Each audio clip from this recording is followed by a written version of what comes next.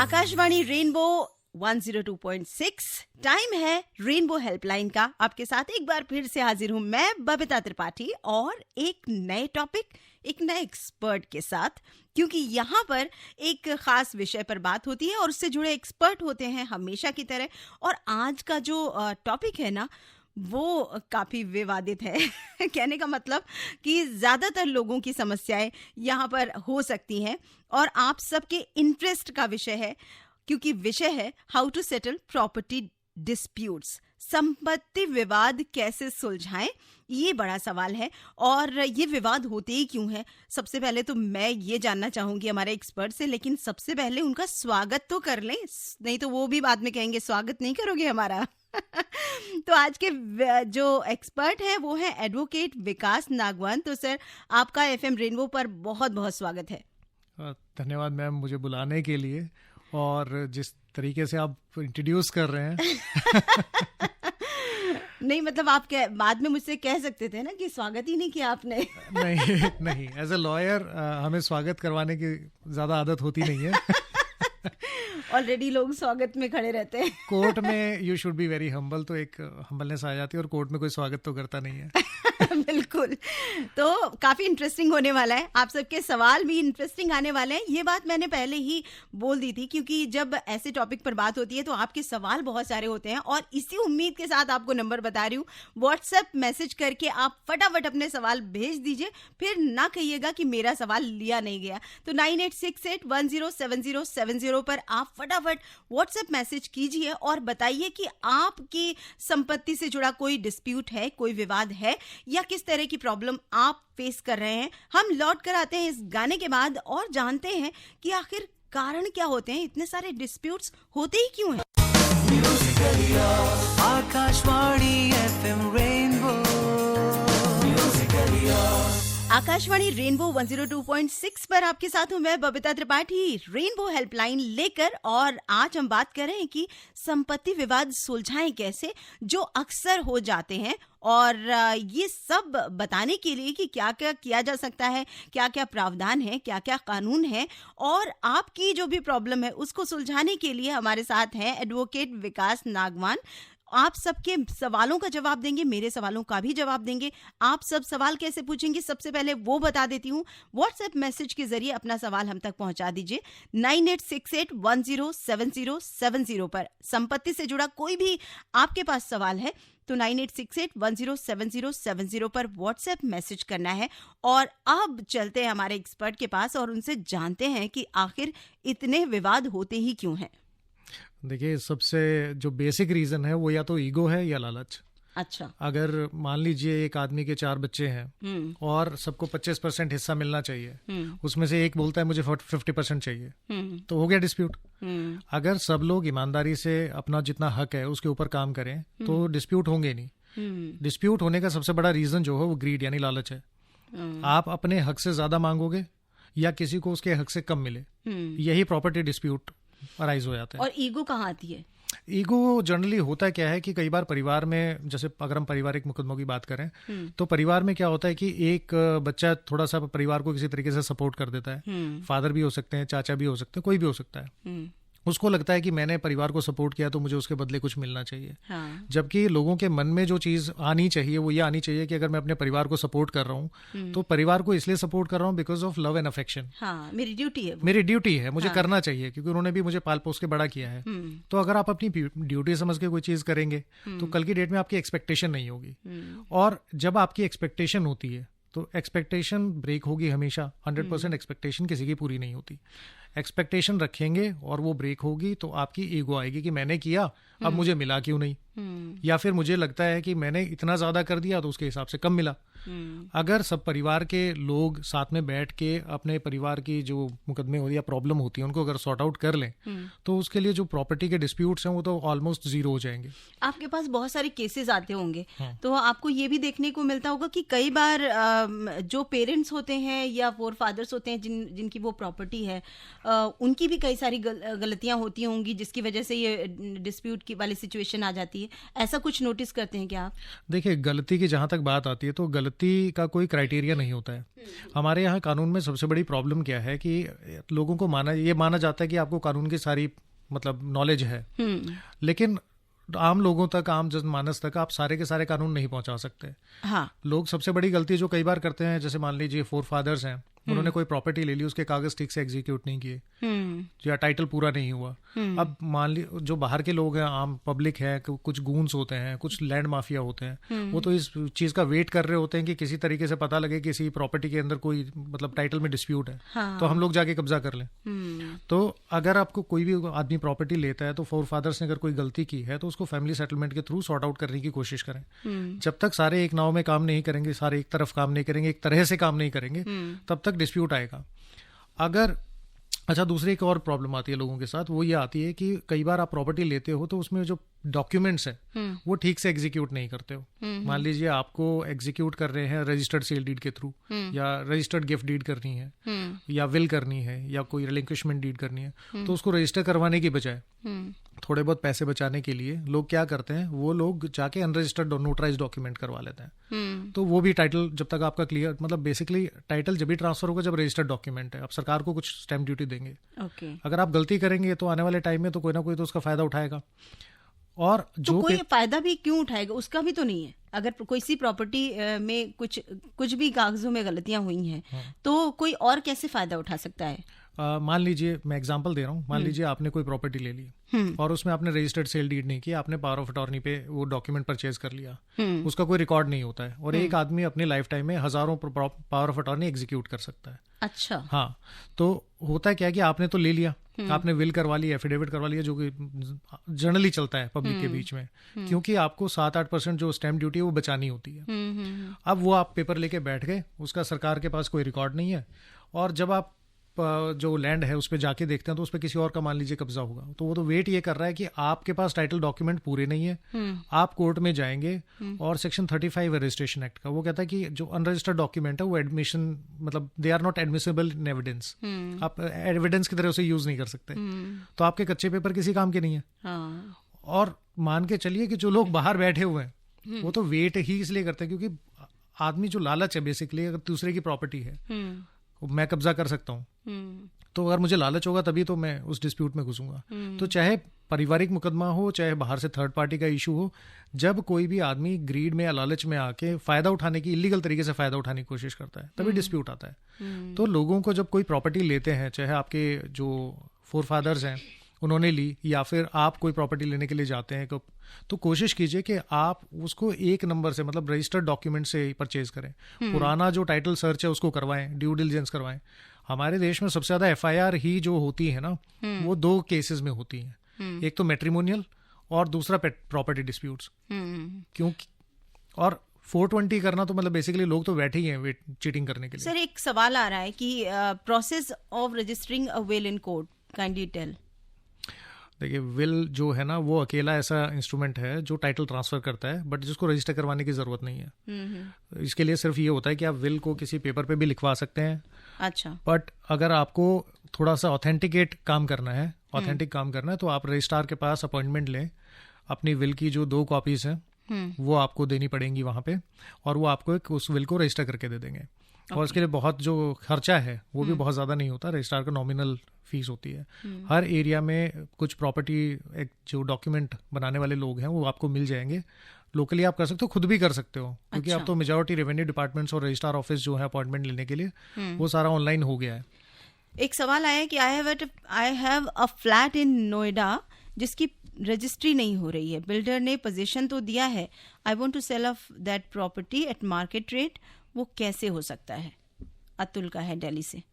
तो अतुल जी को तो सिंपल तरीके से बताया था कि नोएडा में अगर मान लीजिए उन्होंने कोई फ्लैट लिया हुआ है, प्रॉपर्टी है उनके पास और रजिस्ट्री नहीं हो रही है, तो 3 साल के अंदर आप उसको रजिस्ट्री करवाने के लिए आप उसके ऊपर कानूनी कार्रवाई कर सकते हैं। स्पेसिफिक परफॉर्मेंस का केस जाता है। ओके। और अगर वो यानी 3 साल तक वो कोई कानून नहीं है, मतलब रजिस्ट्री तो बहुत जल्दी हो जानी चाहिए अगर उन्होंने प्रॉमिस किया है। जिस दिन आपने अपनी पेमेंट पूरी कर दी, इमीडिएटली रजिस्ट्री होनी चाहिए। लेकिन लोग भी लेथार्जिक है, हाँ। आप अपना जो राइट है जब तक उसको इन्फोर्स नहीं करोगे तब तक कोर्ट क्या करेगा।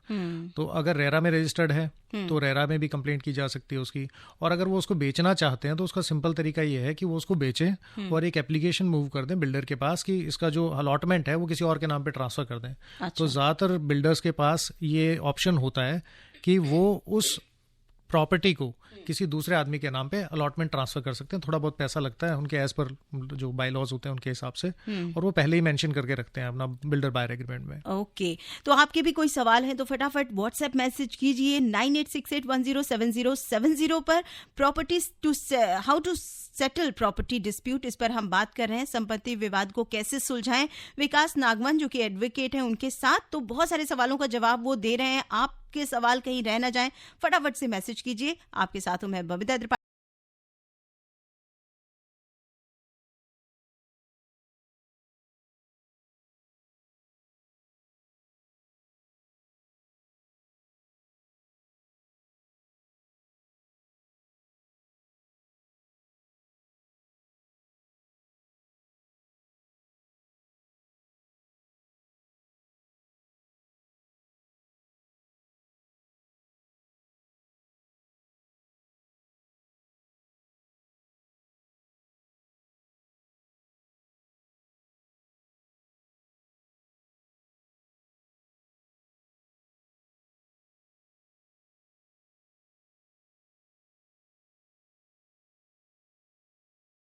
बाद एशियन गेम्स के अपडेट्स होंगे, लेकिन उससे पहले एक सवाल मैं चाह रही हूँ कि ले लेती हूँ कि अगर पिता बेटे को हिस्सा ना देना चाहे तो बेटा जबरदस्ती ले सकता है क्या? ये बहुत सारे लोगों का सवाल हो सकता है, इसलिए मैं चाह रही थी इस पर आप प्लीज ढंग से बताइएगा। प्रवीण का मैसेज है ये, कहाँ से लिखा है ये समझ नहीं आ रहा मुझे, लेकिन सवाल इम्पोर्टेंट है। तो प्रवीण जी को सबसे पहले तो एक चीज बता देते हैं कि भाई ऐसे सवाल दिमाग में आते ही क्यों है।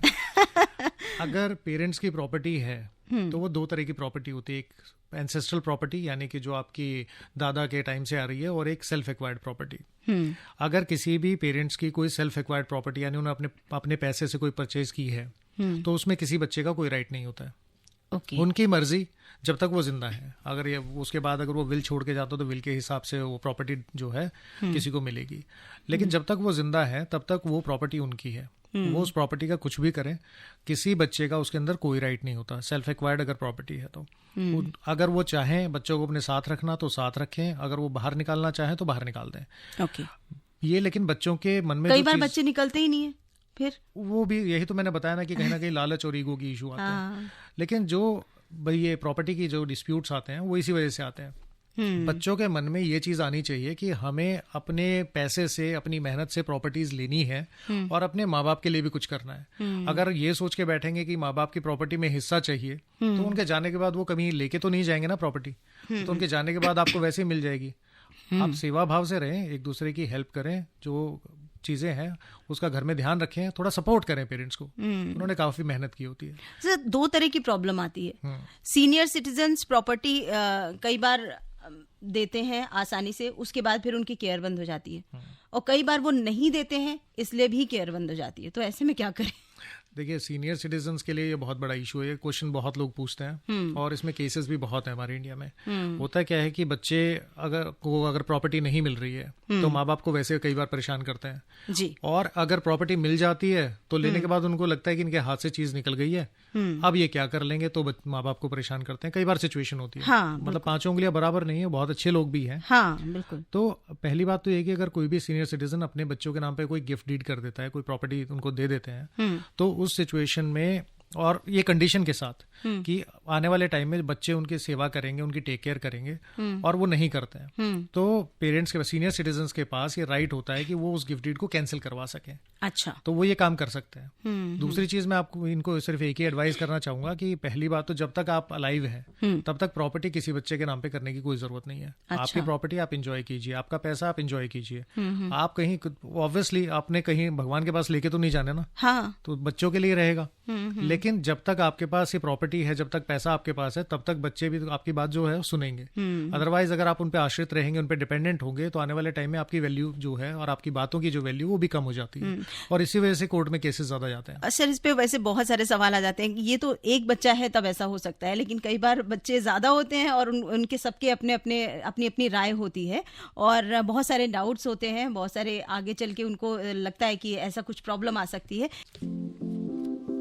Hangzhou is the place to be. As the 19th Asian Games being held in China, India fields 634 athletes at these games across 38 different sports. Akashvani will bring you a lot of action, reactions, highlights and updates throughout the 15-day continental event. The best of sports and sports stars, only on Akashvani. Akashvani FM Rainbow. Akashvani rainbow 102.6 पर rainbow helpline चल रहा है। आपके साथ हूँ बबीता त्रिपाठी, और आज हम बात कर रहे हैं how to settle property disputes, संपत्ति विवाद कैसे सुलझाएं। विकास नागवान जो कि एडवोकेट हैं हमारे साथ जुड़े हुए हैं। आप सबके सवाल भी हमारे साथ जुड़ेंगे तो और मजा आएगा। आपको किस तरह की प्रॉपर्टी डिस्प्यूट्स हो रहे हैं, किस तरह की प्रॉब्लम्स आ रही हैं प्रॉपर्टी से रिलेटेड, आप चाहें तो लिखकर भेज सकते हैं व्हाट्सएप मैसेजेस के जरिए 9868107070। ये है हमारा व्हाट्सएप मैसेज का करने का नंबर 9868107070।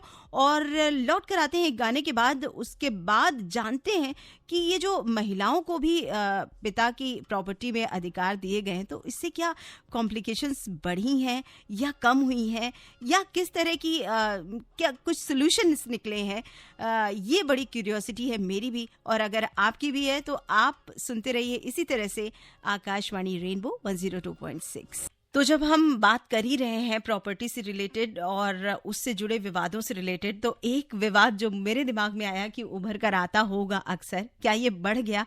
पहले भी था कि महिलाओं को अधिकार दिया जाना चाहिए, पिता की प्रॉपर्टी पे सिर्फ भाई का ही क्यों अधिकार है, अब दोनों का अधिकार हो गया। लेकिन प्रॉब्लम अब किस तरह की आ रही है? इसमें क्या प्रॉपर्टी से रिलेटेड विवाद जो थे भाई बहनों में वो बढ़े हैं या कम हुए हैं?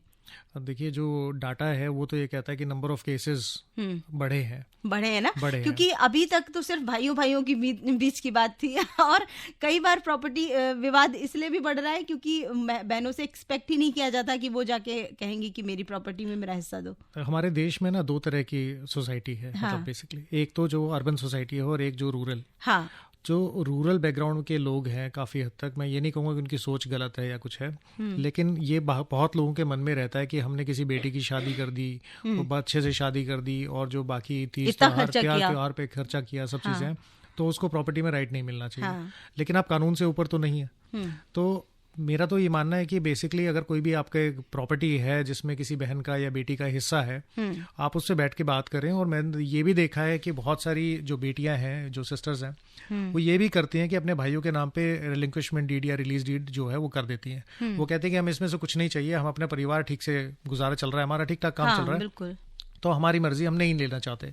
लेकिन अगर कोई सिस्टर या बेटी ये बोलती है कि मुझे चाहिए इसमें से कुछ हिस्सा, तो ये भाइयों को ऑनेस्टली जो उसका शेयर है उसको दे देना चाहिए। अगर नहीं देते हैं तो सबसे बड़ी बात यह है कि बेटियों के पास ये राइट होता है कि वो उसमें पार्टीशन सूट क्लेम कर सकते हैं, अपना हिस्सा जो है वो क्लेम कर सकते हैं। बेस्ड ऑन द वैल्यूएशन, कुछ स्टेट में डिस्ट्रिक्ट कोर्ट में जाता है केस, और कुछ स्टेट्स में ये हाई कोर्ट में भी चला जाता है। जैसे दिल्ली हाई कोर्ट का है, उसका पेक्यूनरी ज्यूरिसडिक्शन, जो पैसे से रिलेटेड जो ज्यूरिसडिक्शन है वो अलग अलग है, डिस्ट्रिक्ट कोर्ट का कम है और हाई कोर्ट का ज्यादा है। एक सवाल सर आ रहा है मेरे पास कि उनकी प्रॉपर्टी, सर आपका कंप्लीट हो गया आंसर ना? बस एक लाइन रह गई थी। हाँ, बिल्कुल। तो होता क्या है कि जो बेटियां हैं वो अपना पार्टीशन सूट क्लेम कर सकती हैं, और जब वो पार्टीशन सूट क्लेम करती हैं तो कोर्ट के पास ये ऑप्शन होता है कि वो प्रिलिमिनरी डिक्री पास करें और बाद में फाइनल डिक्री दे दें। अच्छा। तो बेटी का जो हिस्सा, वो अगर जो पुराने डॉक्यूमेंट्स उसके पास हैं कि भाई बाप दादा के नाम वगैरह सब चीजें हैं, तो बेटियों का हिस्सा कहीं खत्म नहीं होता है, वो क्लेम कर सकती हैं। अगर बेटी नहीं है तो उनके बच्चे भी क्लेम कर सकते हैं। अच्छा।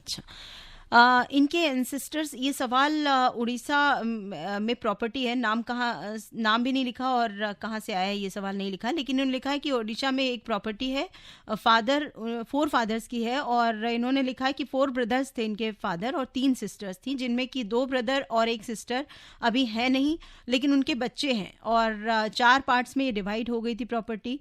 किसी भी डिस्प्यूट के बिना। अब उसके बाद डॉक्यूमेंट जो है वो सेलर के नाम पर है और ट्रांसफ़र करने के लिए वो सेलर तैयार है, बट कोई इंटरेस्ट नहीं ले रहा है क्योंकि उनको एक्स्ट्रा मनी नहीं खर्च करनी है।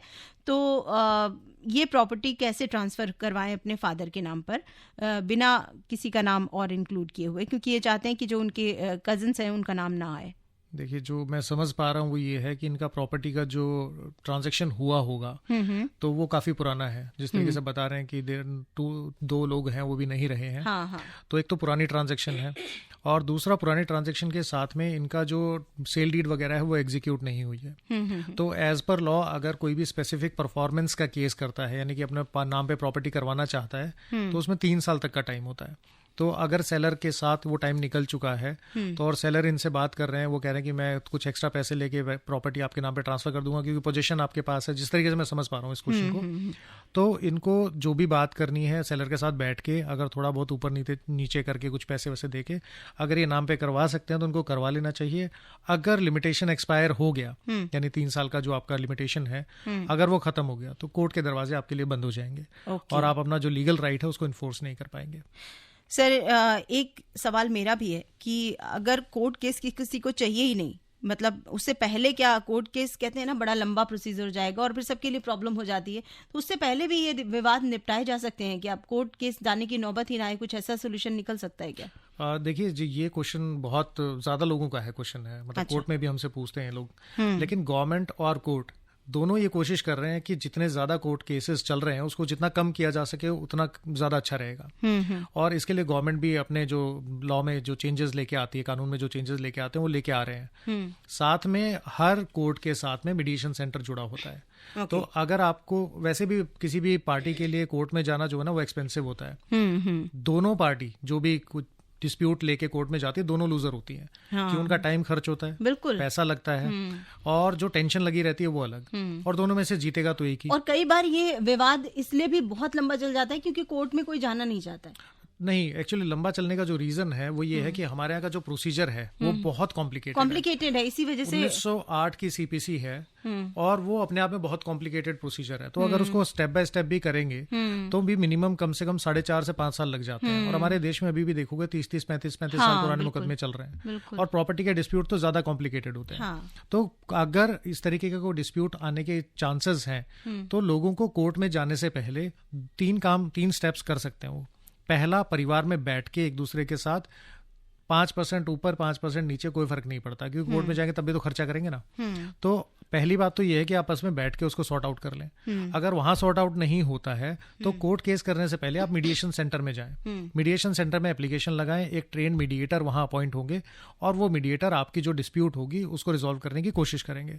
अगर वहां पे भी रिजॉल्व नहीं होता तो कोर्ट जाना आपकी लास्ट ऑप्शन होनी चाहिए, क्योंकि कोर्ट फीस लगेगी और जो बाकी की टेंशन है वो चलती रहेगी। विकास जी, आप स्टूडियो में आए, इतनी महत्वपूर्ण जानकारी दी, बहुत अच्छा लगा। Thank you so much. नहीं, thank you so much for inviting me. I hope कि हमारे इस डिस्कशन से किसी ना किसी का कहीं ना कहीं कुछ जरूर फायदा होगा। Thank you sir. तो ये थे हमारे एक्सपर्ट विकास नागवान, एडवोकेट। आज हमने बात की संपत्ति विवाद कैसे सुलझाएं और होपफुली कि आपको बहुत बहुत ज़्यादा मतलब अच्छा भी लगा होगा और बहुत अच्छे से समझ में आया होगा, बहुत सारी प्रॉब्लम्स का समाधान आपको मिला होगा। तो इसी के साथ मुझे यानी बबीता त्रिपाठी को फिलहाल के लिए दीजिए इजाज़त। जल्द मिलूंगी। आप अपना बहुत ख्याल रखिए। बाय।